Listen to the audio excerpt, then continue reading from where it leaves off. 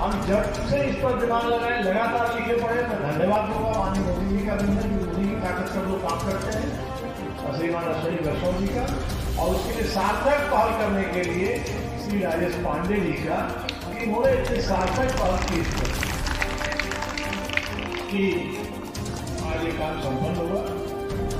और ये सब मैं इसका और विस्तार कर रहा था, लेकिन इसका एक बड़ा पहलू बना है, और माननीय अश्विनी वैष्णव जी ने स्वयं इसका अंतर्राष्ट्रीय स्तर का, आप लोगों ने पिछले को देखा ना कि दिल्ली, अहमदाबाद और भारत के 4 मॉडल से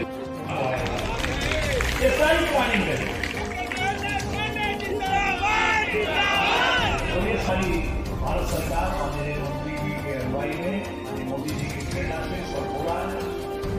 मैं आज के मौके पर ज्यादा विस्तार से नहीं बोलूंगा। कुछ चीजें यहाँ पर और हम लोग चाह रहे हैं, वो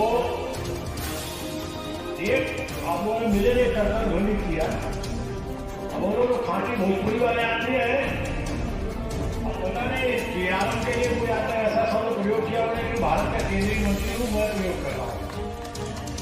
सब जन मर्दई, जिस मर्दई का परिचय भी राजेश पांडे ने अभी 2 मिनट पहले मुझे दिया। अभी मैंने इनको कहा कि ये लोग हमारे मानसरोवर तालाब है, इसको हम और दोनों जने मिल करके हम विधायक तय किए 25 लाख रुपया हम लोग देंगे, और आप इसका बाइफिकेशन रेलवे में लगा कर दी। उन्होंने कहा कि उसको आप 50 लाख काम लगाइए, मैं स्वयं रेलवे तरफ से काम। ये इन्होंने तो हमारे विधायक रमेश जी एक नई पहल किए आरपीएफ पोखरे की, तो उसको भी उनको निवेदन किया हो, उसे भी शिकायत की। और दूसरी बात जो हम लोग, हम स्थानीय विधायक रमेश जी हम परेशान हैं, क्योंकि और आज तो मैं उसको बिल्कुल उचित मान रहा हूं कि जिस तरह से बनारस से इधर आवागमन का ट्रैफिक है, मैं तो सुरेंद्र जी से फोन पर बात उन्होंने कहा कि हम एक प्रपोजल बना रहे हैं, और चूंकि मुख्यमंत्री जी पधारने वाले हैं, उसका आह्वान आपसे अलग से करूंगा। तो ये कि 50% रेलवे जो होता है, जैसे मैंने 50% राज्य सरकार से दिलाया, 50% रेलवे ने दिया, और चंदौली का 76 वाला मुख्य पुल बन गया। तो उस स्तर पर जब बात हुई तो ये तैयार हो गए कि हम प्रस्ताव बना देते हैं, डीएम को भेज दे रहे हैं, और उसकी कॉपी हमें, ताकि हम 50% राज्य सरकार से हम एकदम माननीय मुख्यमंत्री जी की कृपा से उसको दिलवाएंगे। 50% हमारे सभी माननीय विधायक, और 50% ताकि ये स्वर्गीय गंजी प्रसाद चौराहे से लेकर के और वहां तक सुभाष पार्क तक एकदम एलिवेटेड 6 चले, नीचे का व्यवसाय चलता रहे, ऊपर का जो है, और ओम प्रकाश सिंह जी मुझसे बुलंद रहे, चंदौली जिंदाबाद। बड़ी दुखद घटना हुई मोरवी नदी में दुर्घटना है, वो 134 लोगों की मृत्यु हो गई। सारे वीडियो आया।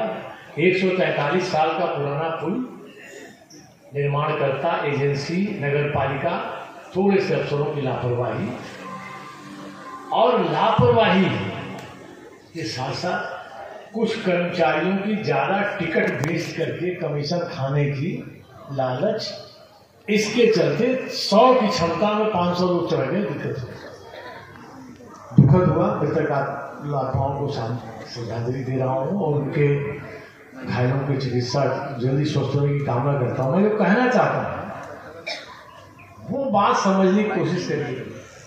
गुजरात में चुनाव होना, आज चुनाव घोषित हो गया, लेकिन व्यक्तित्व की आंच और प्रभाव क्या होता है इसे समझिए।